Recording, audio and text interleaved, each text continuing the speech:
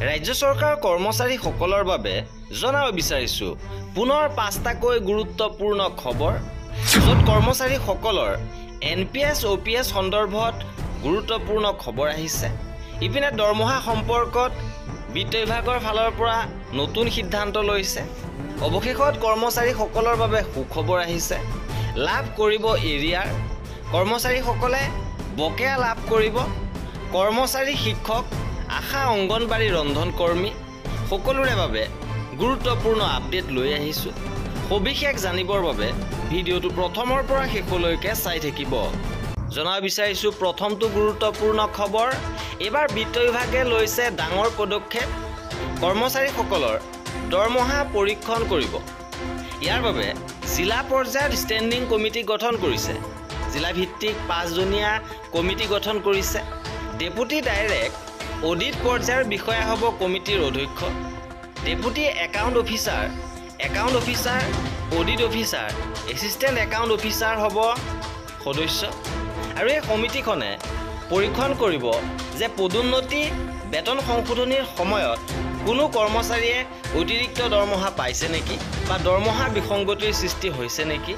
আৰু পুনৰীক্ষণত অনিয়ম ধৰা পৰিলে শুধৰণি কৰিব লাগিব DDOই। অৱসৰৰ বাবে ৩৬ মাহ বাকী থকা কৰ্মচাৰীসকলকো ইয়াত সামৰি লোৱা হ'ব। আৰু ইয়াৰ মূল লক্ষ্য হৈছে যে দৰমহাক লৈ সৃষ্টি হোৱা বিসংগতিসমূহ যাতে দূৰ হয়।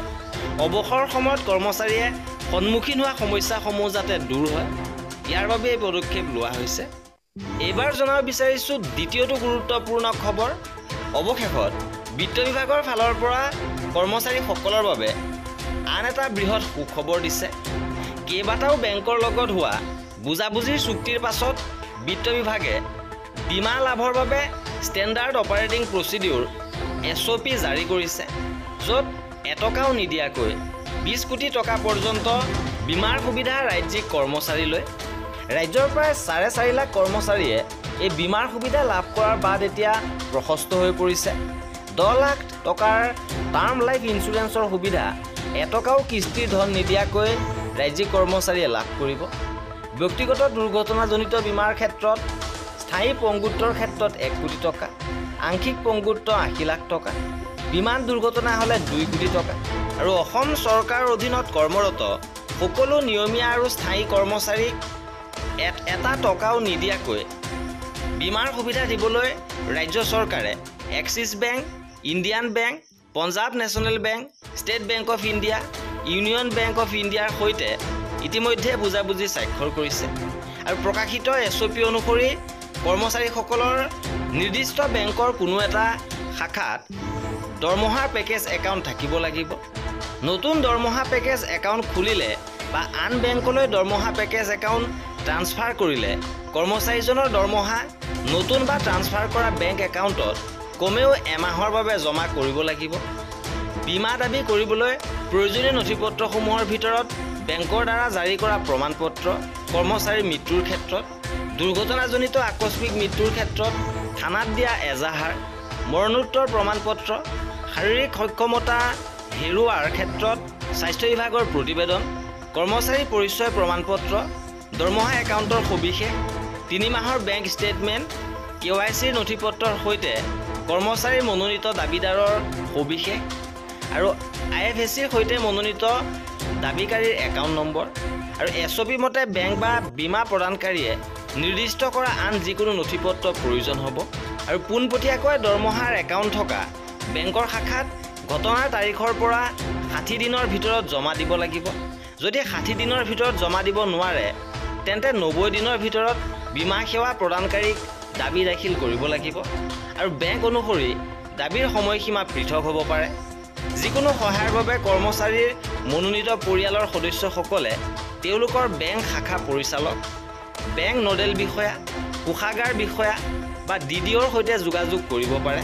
আৰু দাবী নিষ্পত্তি প্ৰক্ৰিয়া সম্পৰ্কত কৰ্মচাৰী বা তেওঁলোকৰ মনোনীতসকলে বীমা ন্যায়াধীশৰ কাষ চাপিব পাৰিব। বিত্ত বিভাগে SOP প্ৰকাশ কৰাৰ পাছত এতিয়া ৰাজ্য চৰকাৰৰ অধীনস্থ স্থায়ী আৰু নিয়মীয়া কৰ্মচাৰীসকলে শূন্য কিস্তিৰ বীমাৰ সুবিধা লাভ কৰাৰ বাদ প্ৰশস্ত হৈ পৰিছে।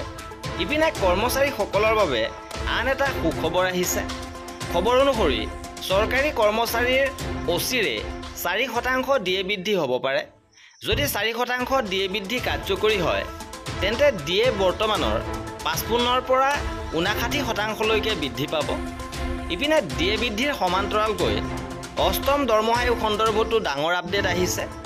অষ্টম দৰমহা আয়োগ কাৰ্যকৰী নোহোৱালৈকে পুৰণি দৰমহা গাঁথনিৰ ভিত্তিত কৰ্মচাৰীসকলে ডিএ বৃদ্ধি পাই থাকিব। লগতে 2026 চনৰ 1 জানুৱাৰীৰ পৰা নতুন দৰমহা গাঁথনি কাৰ্যকৰী হ'ব আৰু 1 তাৰিখৰ পৰা ইয়াৰ বকেয়াও লাভ কৰিব। অৰ্থাৎ কৰ্মচাৰীসকলে 2026 চনৰ 1 জানুৱাৰীৰ পৰাই হিচাপ অনুসৰি দৰমহাৰ বকেয়া লাভ কৰিবলৈ সক্ষম হ'ব। এইবাৰ জনাব বিচাৰিছোঁ কৰ্মচাৰীসকলৰ OPS পুনৰ প্ৰৱৰ্তন সন্দৰ্ভত গুৰুত্বপূৰ্ণ খবৰ। সদৌ অসম চৰকাৰী NPS কৰ্মচাৰী সন্থাৰ ফালৰ পৰা ডাঙৰ ঘোষণা কৰা হৈছে। সদৌ অসম চৰকাৰী NPS কৰ্মচাৰী সন্থাৰ বাক্সা জিলা সমিতিৰ এখন সভা অনুষ্ঠিত হৈছে আৰু এই সভাত আগন্তুক BTC পৰিষদীয় নিৰ্বাচনত NPS কৰ্মচাৰী আৰু তেওঁলোকৰ পৰিয়ালৰ ভোটসমূহ কাৰ পক্ষত যাব তাকে লৈ সিদ্ধান্ত গ্ৰহণ কৰা হৈছে। সভাত উপস্থিত থাকি সদৌ অসম চৰকাৰী NPS কৰ্মচাৰী সন্থাৰ সভাপতি অচ্যুতানন্দ হাজৰিকাই কয় যে আমি BTC পৰিষদীয় নিৰ্বাচনৰ আগতে এখন অভিৱৰ্তন অনুষ্ঠিত কৰিম আৰু তাত ৰাজনৈতিক ব্যক্তিসকলক নিমন্ত্ৰণ দিম, যিসকলে পুৰণি পেঞ্চন নীতিৰ পক্ষত সমৰ্থন দিব। আমাৰ ভোটসমূহ সেইফালে যাব। OPS দিয়ক, ভোট লওক আৰু BTC নিৰ্বাচনত এই নীতি হ'ব আমাৰ। ইফালে UPS নিবিচাৰোঁ বুলিও মত পোষণ কৰে ৰাজ্যিক সভাপতিজনে। তেওঁ কয় যে UPSত NPSৰ দৰে ডাঙৰ এটা শংকা জড়িত হৈ আছে।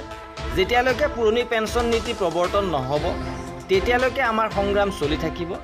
ইফালে আগন্তুক 8 আৰু 9 আগষ্টত সদৌ অসম চৰকাৰী NPS কৰ্মচাৰী সন্থাৰ বাৰ্ষিক অধিৱেশনত অসমৰ মুখ্যমন্ত্ৰী, বিত্তমন্ত্ৰীকে ধৰি শাসনাধিষ্ঠ চৰকাৰৰ কেইবাজনো বিষয়ববীয়াক নিমন্ত্ৰণ জনোৱাৰ কথা উল্লেখ কৰি অচ্যুতানন্দ হাজৰিকাই কয় যে তেওঁলোকৰ পৰা আমি আমাৰ পক্ষত এটা সুবাৰ্তা বিচাৰিম যাতে কৰ্মচাৰীসকলৰ অৱসৰী জীৱন সুৰক্ষা নিশ্চিত হয়।